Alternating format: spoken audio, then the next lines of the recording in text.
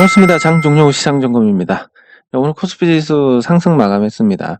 해외 증시 대비해서 굉장히 좋은 흐름인데, 이게 해외가 괜찮았다면, 해외 증시가 괜찮았다면, 음, 어제 말씀드린 이런 형태가 나올 수도 있었을 것 같습니다. 예, 근데 오늘도 나쁘지 않은 게 5일선에서 지지가 이루어졌고, 언제든지 급등 패턴 영역으로 다시 돌아갈 수 있는 그런 환경을 만들었으니까 나쁘지 않습니다. 그리고 그 장중에 해외 증시가 장중 해외 선물의 흐름이 대체로 나빴습니다. 나쁜 상태에서도 우리가 자생적으로 좋았던 부분, 그리고 그게 요 외국인 매매에 의한 거, 외국인이 팔지만 않아도 우리 증시가 나쁘지 않은데 사니까 많지는 않더라도 사니까 훨씬 더 양호한 모습이다라고 볼 수 있습니다. 네, 그리고 그렇지만 이게 5일선 안으로 들어왔을 땐 조금 얘기가 달라집니다.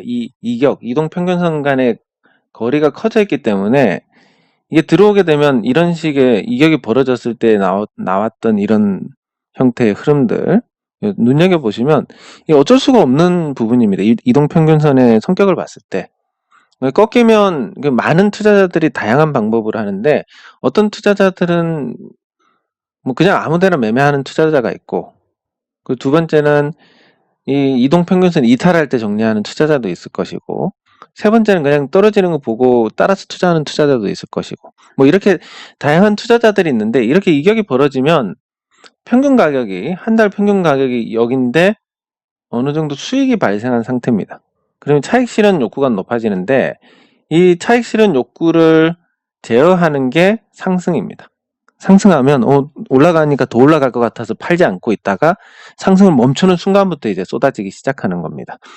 예, 그 기준이 보통 5일선 깼을 때 나오는 거고, 이런 형태의 흐름이 여기서도 충분히 나올 수 있으니까 5일선 기준으로 해서, 다만 차트는 종가로 만들어지니까 5일선 기준으로 해서 종가로 이탈을 했다. 예, 그러면 조금 부정적으로 보셔야 될 겁니다. 근데 그게 다가 아닌 게, 5일선 안으로 예를 들어서 들어왔는데,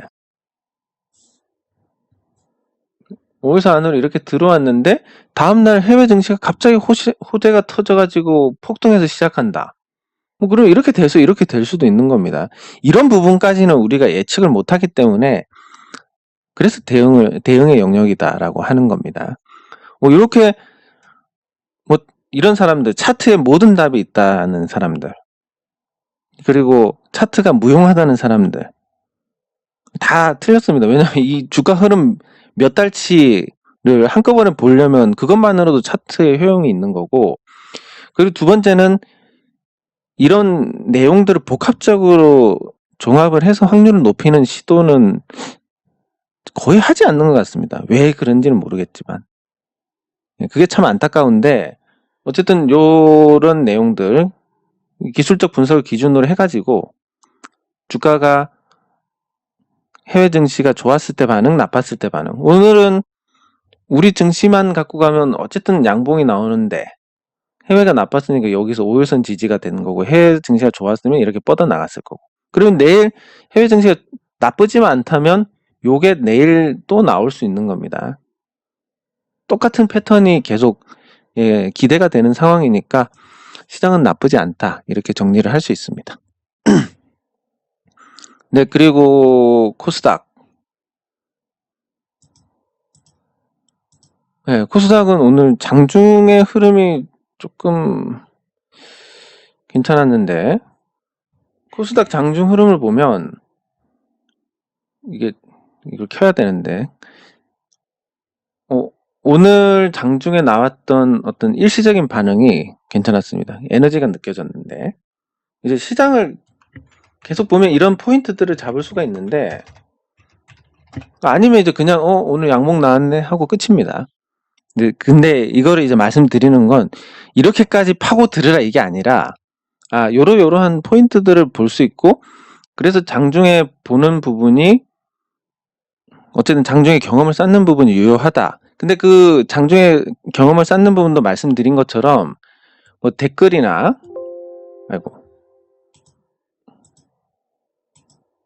댓글이나 좋아요 이런 거를 눌렀을 때 그거랑 같이 기억이 딸려서 연동이 되니까 그래서 훨씬 더 잘 기억할 수 있다. 이렇게 말씀을 드릴 수 있습니다. 그래서 요 내용들을 보면 코스닥이 오늘 코스피하고 무관하게 코스피가 뒤에 따라 움직이긴 했지만 무관하게 여기서 치고 올라간 모습을 보여줬습니다. 이 구간. 여기서 저는 어떤 에너지는 느꼈는데 뭔가 이게 이제 까만색이 지연 시세라고 하면 해외 증시 따라서 약간 움직인 부분도 있는데 코스닥은 좀 단독으로 움직였습니다. 그래서 생각을 해보는 게 그러면 이 에너지가 도대체 어떤 거냐라고 했을 때 저는 이 가덕도 관련해서 이제 내년 4월에 선거가 있으니까 가덕도 관련해서 조금 이 어떤 정책적인 기대가 반영이 되는 것 같습니다. 그러니까 가덕도 관련주들이 오른 게 아니라 신공항 관련주들이 오른 게 아니라 이런 식으로 하면 정치권에서 내년 4월 선거까지는 이슈를 계속 만들어내겠구나. 그런 어떤 믿음들이 반영이 돼 간 그런 에너지가 아닌가 싶습니다. 근데 실제로 보면 이제 주식 투자자들이 거의 700만 명입니다. 근데 서울의 아파트가 250만 호? 그러니까 250만 채? 아니 서울 수도권 이렇게 합쳐가지고 아마 이 정도 될 것 같은데 그랬을 때 선거는 어차피 1인당 한 표니까 선거만 놓고 봤을 때 주식시장을 챙길 가능성이 크다. 요렇게 보는 게 맞을 것 같습니다. 이게 250만 채가 아니라 한 170만 채 정도 될 것 같습니다. 170만 채. 어쨌든 주식 투자자들이 아파트 보유자들보다 훨씬 많고 아파트 보유자들 중에서도 뭐 모든 사람들이 다 해당이 되는 건 아니기 때문에 정책에서 그래서 뭐 부동산 관련해서 어떤 정책에 불만이 있다 하더라도 주식시장만 잘 챙기면 선거는 문제가 없다. 이런 인식이 될 가능성이 커서 그러면 이제 이런 가덕도 신공항처럼 이슈를 계속 만들어내겠구나.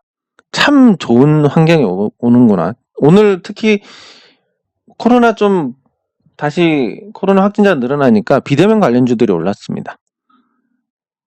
근데 백신이 나올 거니까 이건 수명이 다했다라고 봐도 되는데 시장 유동성이 좋고 이런 이슈를 만들어내겠구나 하는 부분들이 생기니까 반응이 강합니다.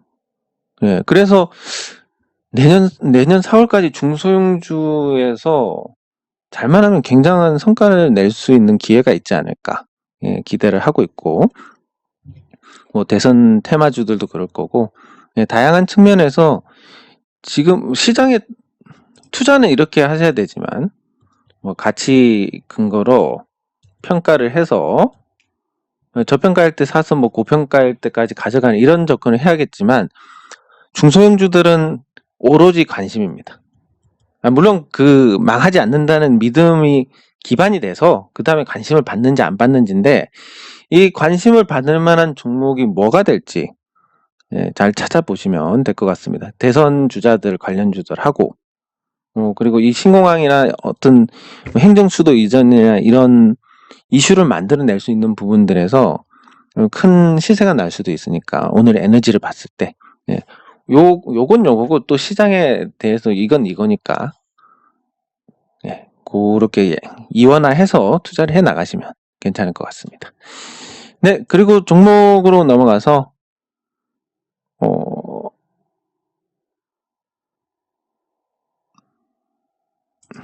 영신금속 뭔가 이제 조금 액션을 취해야 되는데 조금 그냥 이런 느낌이 있습니다.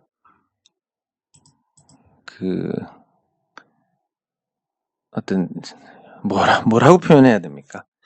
이 감이라고 하는 영역인데, 뭔가 이래서 싫다, 이래서 좋다 하는 거 없이 그냥 누군가는 온몸에 제 세포가 거부를 하는 그런 느낌이 있고, 예, 대체로 이런 느낌은 대부분 다 나쁜 놈들입니다. 그리고 뭔가 일을 할 때도 지금 뭔가 굉장히 의욕적으로 해야 되겠다, 하고 싶다, 재밌다 하는 시기가 있고, 뭔가 김이 빠지는 시기가 있는데, 이게 단기간에 주가가 올라서 그런지는 모르겠지만 약간 김이 좀 빠지는 상태입니다. 뭐 그렇다고 뭘 아무것도 안 할 건 아니지만, 지금 타이밍에 뭘 급하게 하지 않는 어떤, 왠지 지금 뭔가 하는 것보다 더 좋은 어떤 시점이 있을 것이다라는 그런 느낌?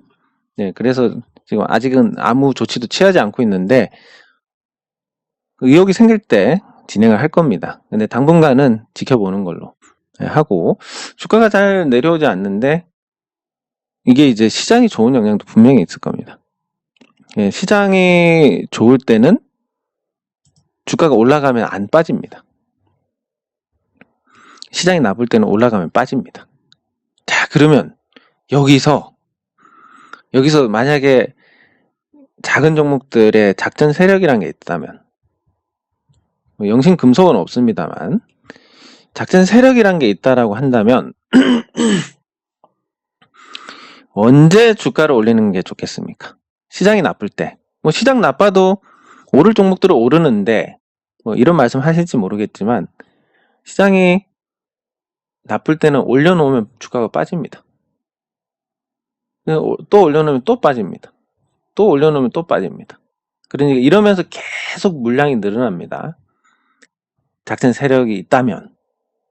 이랬을 때는 돈은 많이 드는데 주가를 올리는데 또 많은 돈이 들고, 또 이게 이런 식으로 반복을 하면서 더 이상 물량이 안 나올 때까지 이런 과정을 반복을 해야 되니까 시간도 많이 늘어지고, 그러니까 시장이 나쁘면 작전주들, 테마를 타고 움직이는 종목들도 많지가 않은 겁니다. 근데 지금처럼 시장 좋으면, 영신금속도 보시면 아시겠지만 주가 오르고 나서 안 내려옵니다. 그러면 만약에 작전 세력 입장이라고 하겠습니다. 주가를 한번 팍 사가지고 올렸습니다. 안 내려옵니다. 그럼 또 팍 사서 올립니다. 안 내려옵니다. 또 팍 사서 안 내려옵니다. 그럼 자기네들 평균 가격은 이거고 주가가 아주 높이 갑니다. 그럼 어떻게 터느냐? 거래량도 없는데 어떻게 터느냐? 예를 들어서 1,000원짜리 종목이 있습니다. 시장이 좋을 때 이런 식으로 계속 올리고 하다 보면 10,000원이 됩니다. 자, 얘들이 이 과정에서 뭐 1,000원에서 매집을 충분히 했다고 하면 여기서 한 50% 하고 올리는데 물량이 50%가 됐다. 그러면 올리는 과정에서 5,500원, 그리고 1,000원하고 합치면 대충 한 3,300원이 평단가가 나옵니다. 이 상태에서 10,000원 갔습니다. 10,000원 갔다가 하한가를 한번 때립니다.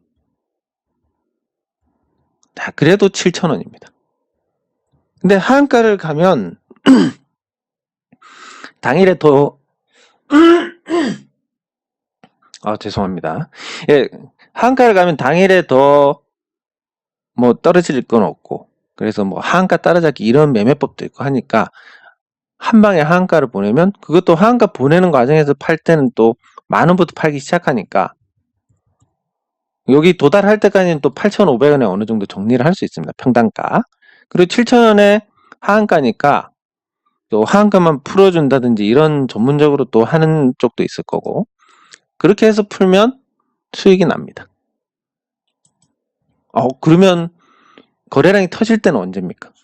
1,000원에서 10,000원 갔다가 이거 떨어질 때, 이때 거래량이 터집니다. 그럼 얘들 다 털고 나면 어떻게 됩니까? 개인들끼리 치고받고 하다 주가 다 떨어집니다. 예, 이런 과정들을 봤기 때문에, 그래서 어떻게 하냐면 쌀 때 사가지고 비쌀 때 파는데 10,000원까지 갖고 가는 게 아니라 적당히 끊어주고 해서 내 주식 산 사람도 수익 보게 해주고 적당히 챙기고 나오면 되는 겁니다. 그리고 이런 종목 어떻게 찾느냐? 아주 매일매일 이렇게 시장을 보면서 종목을 겪다 보면 종목에 익숙해집니다. 매매하고 좀 오래 보유한 종목들은 익숙해지고 그 종목의 감이라는 게 생기는데, 이 감을 가지고 어떤 거래량이나 기술적인 흐름들이 나왔을 때 이거 좀 이상하다라는 부분들을 캐치를 해낼 수가 있습니다. 그러면 이제 이런 대박주들을 잡을 수가 있는 겁니다. 참고하시면 될 것 같고, 어쨌든 용신금속이 안 내려서 그런 부분을 설명을 해드렸습니다. 네, 그리고 NHN벅스, 맞다, 계좌 이제 계좌를 보여드리다가 어제 가만 끝나고 보니까 계좌를 안 보여드렸네, 이런 생각이 들어서. NHN벅스 21선 중심선 딛고 지금 에너지 모아가고 있는데, 이 거래량 터진 날부터 지금 한참 됐기 때문에 한번 터질 때가 됐습니다. 언제가 될지 모르겠지만 한번 터질 때가 됐고, 이게 뭐 이렇게 갔다 오든 뭘 하든 여러분들은 이것만 지키시면 됩니다. 제가 단타 매매하는 거에 대해서 부정적으로 인식을 하지만 단기 대응은 다릅니다. 난 이 종목 계속 보유하고 가져갈 건데, 그러면 뭐 할 수만 있다면 여기서 팔아가지고 여기서 사고, 여기서 팔아서 여기서 사면, 그 같은 돈만 집어넣으면 보유 수량이 늘어납니다. 이렇게. 그럼 앞으로 푹 떴을 때 팔고 다시 들어오기만 한다면 이 종목에 믿음을 갖고 있는 사람의 주식이 늘어나는 거니까, 팔고 또 올라가면 할 수 없는 거고 팔고 내려왔을 때 더 사버리면 되고, 이렇게 하면 믿음을 가진 사람의 주식 수가 늘어나고, 그리고 올라갔다 빠지는 과정에서 손절하는 단타 물량은 또 그렇게 청소가 되고, 이러면서 점점 더 깨끗해집니다. 그래서 단타는 권장하지 않지만 이 단기 대응은 어느 정도 하시는 게 좋다, 이렇게 보시면 되고, 그렇게 해서 계속 이 종목에서 수량을 늘려간다, 돈을 더 넣지 않고도, 이렇게 하면 좋습니다. 그래서 한번 튀는 날이 있을 텐데 팔고 또 다시 잡으면 되고, 제가 세미콘 라이트도 그렇지만, 세미콘 라이트도 뭐 이러다가 만약에 그냥 날아가면 할 수 없는 거고, 가다 전환사채 물량 나오면서 떨어진다, 그러면 팔았던 가격보다 밑으로 가면 또 사면 됩니다. 왜냐하면 장기적으로 회사가 좋아지니까. 뭐 이렇게 해가지고 모아갈 때, 뭐 예를 들면 2,000원에 매도했다는데 주가가 1,000원 같습니다. 뭐 그런 일은 없겠지만, 그럼 여기서 10만 주를 갖고 있다가 여기 가면 20만 주를 살 수 있습니다. 그만큼 주식 숫자는 한정이 되어 있기 때문에 그만큼 안정성이 높아집니다. 뭐 적어도 저같이 생각하는 투자자들이 이런 대응을 한다면, 그래서 뭐 파는 거에 대해서 다시 산다기만 하면 얼마든지 대응을 해도 괜찮다고 생각을 합니다. 그리고 세미콘 라이트는 뭐 오늘도 상승했는데 나쁘지 않은 흐름이 계속 이어집니다. 그리고 다른 것보다 이제 세미콘 라이트의 올해 순이익이 긍정적인데, 3분기에도 40억 순이익이 났으니까 연간 기준으로 120억 정도 지금 순이익입니다. 기업 가치가 그만큼 커졌다는 거니까 나쁘지 않고, 오늘 나온 뉴스가 장 끝나고 납입일을 12월 9일로 또 연장했습니다. 이거 계속 연기해도 될지 모르겠지만 12월 9일이고 한 6개월이 한계인가 그럴 겁니다. 그러면 이때는 진짜 들어오지 않을까, 자금이. 그리고 1,050원에 20억 부른 거, 요것도 12월 9일인데 12월 9일에는 자금이 다 들어오지 않을까, 이렇게 볼 수 있습니다. 저거 연기가 되면 안 되니까. 그리고 그 안에 전환사채 물량이 어떻게 될지 모르겠지만 그게 시장에 나온다 그러면 반드시 내리는 거고. 근데 그쪽에서도 회사 장기적으로 괜찮은데 뭐 굳이 지금 던질 필요가 있나? 내년 관리 종목 탈피까지 가져가야지. 이렇게 해버리면 주가가 오히려 또 올라가는 거고. 모르는 겁니다. 모르는 거에 대해서 또 이게 잔소리 같지만 모르는 거에 대해서 승부를 보려고 하지 마십시오. 예. 모르면 모른다는 걸 인정을 하고 반반 발을 걸치시면 됩니다. 예. 그 분할 매도도 그런 관점인 거고. 예. 그리고 삼성생명. 기대가 아주 큰 흐름입니다. 보통 이제 저 같은 경우는 뭐 조금 긴 호흡으로 가져가긴 한데, 이 대형주 같은 경우는 조금 다릅니다, 또.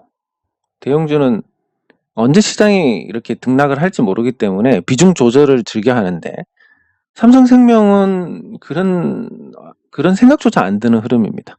일단 뭐 첫 번째로 2010년에 삼성생명에 공모를 했는데 당시 공모가가 11만 원이었습니다. 그리고 10년 동안 삼성생명의 기업 가치가 약 20조 원 이상 증가했습니다.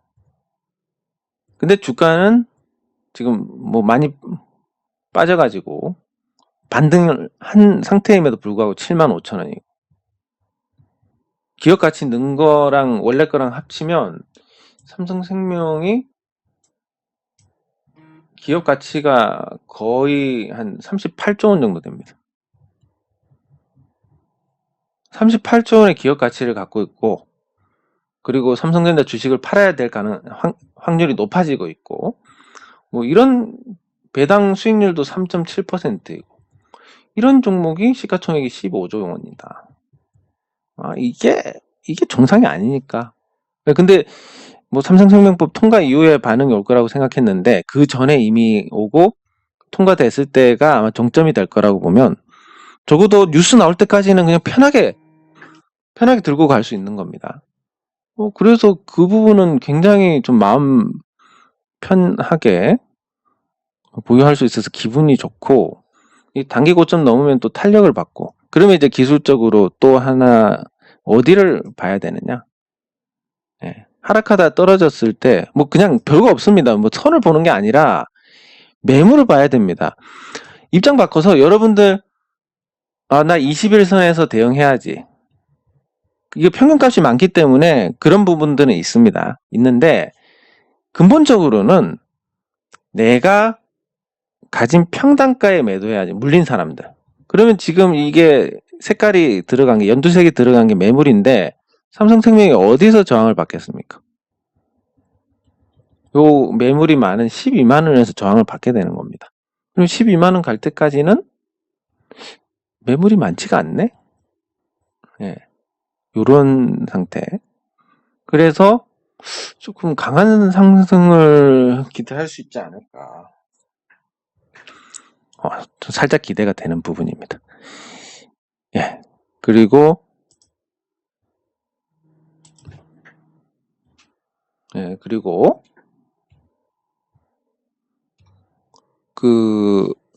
삼성생명이 또 삼성생명법 통과 외에도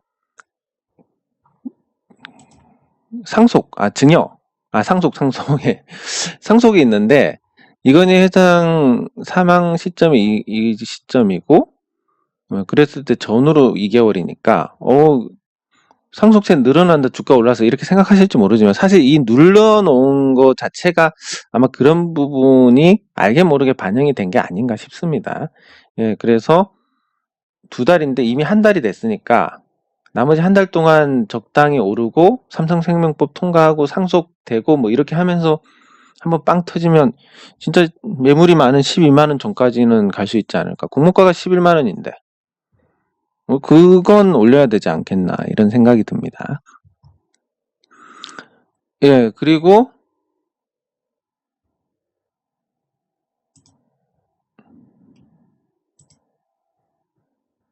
예, 오늘 업종별로는 보험이 조금 강세였고 기계가 강세였고, 예, 요 기계 쪽에 두산중공업은 유상증자 관련해서 지금 시끄러운데 한번 같이 보고 마무리하면 될 것 같습니다.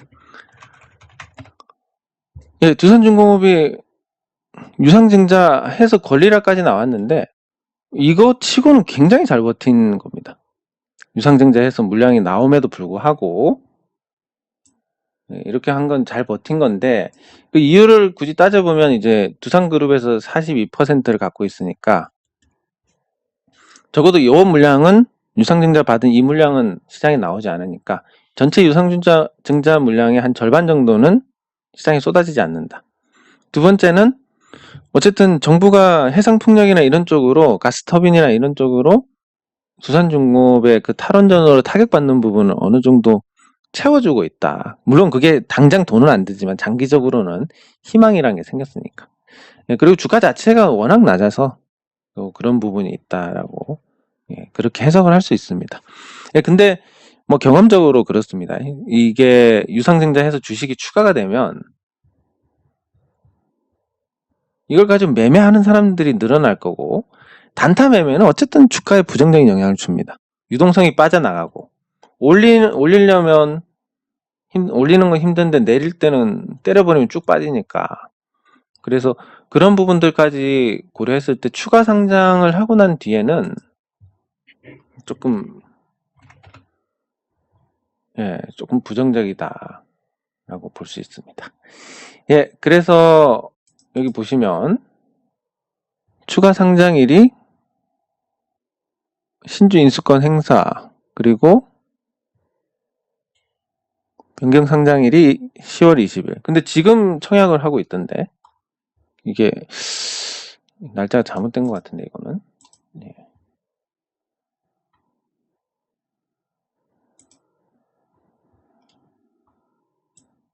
이 날짜를 보면